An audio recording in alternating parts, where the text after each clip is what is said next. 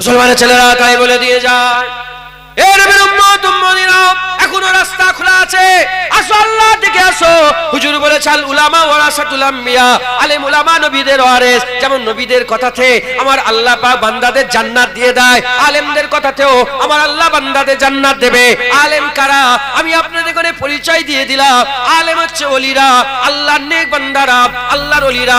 এখন ওলি যদি খুঁজে না পাও, যদি চেহারা দেখে আল্লাহর কথা না মনে পড়ে, যদি কাজ কাম দেখে আখিরাতের কথা না মনে পড়ে, যদি কথা শুনে দিনের হিকমত বুঝতে না পারো, এত ফিকির যদি না করতে পারো, সুজা সাপটা কথা আল্লাহর ওলিদের রাস্তা ধরে নাও, মুজাদ্দিদ জামানের রাস্তা ধরে নাও, হযরতে শাহজালালের রাস্তা ধরে নাও, কুতুবউদ্দিন বখতিয়ার কাকি রাস্তা ধরে নাও, হযরত আকি সিরাজি রাস্তা ধরে নাও, আল্লাহর ওলিদের রাস্তা ধরে নাও।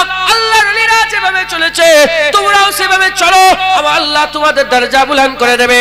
এখানে যদি কেউ দর্জি বসে থাকে, আমি জুনায়েদ দর্জি নয়। এখানে যদি কেউ কুমার বসে থাকে, মাটির কাজ করে, কুমোর বসে থাকে, আমি কুমোর নয়। এখানে যদি কেউ কামার বসে থাকে, আমি কামার নয়। এ নবীর উম্মত উম্মতিরা, যে কামার, আমি যদি তাকে ইতাআত করি, তার রাস্তা অনুযায়ী চলি, আমিও কামার হয়ে যেতে পারবো।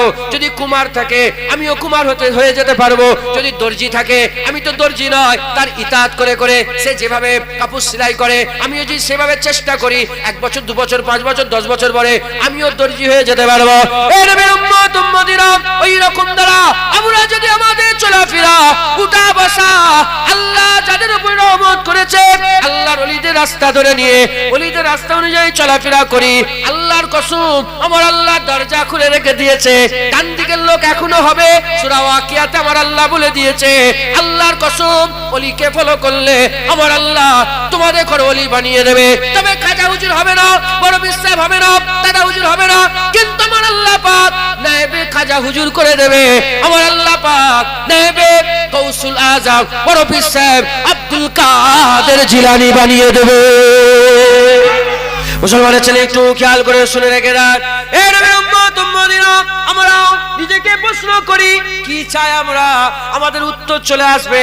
আমরা কবরে সওয়ালের জবাব দিতে চাই, আমরা কিয়ামতে পুলসিরাত পার হতে চাই, আমরা ডান হাতে আমলনামা পেতে চাই, আমরা আরশের ছায়া পেতে চাই, আমরা হুজুরের শাফায়াত পেতে চাই, আমরা জাহান্নাম থেকে বাঁচতে চাই, আমরা জান্নাতে যেতে পারে, আমরা জান্নাতে যেতে চাই। আল্লাহ বাসীরুম বিল ইবাদ, আমরা আল্লাহ পাকের দিদার পেতে চাই।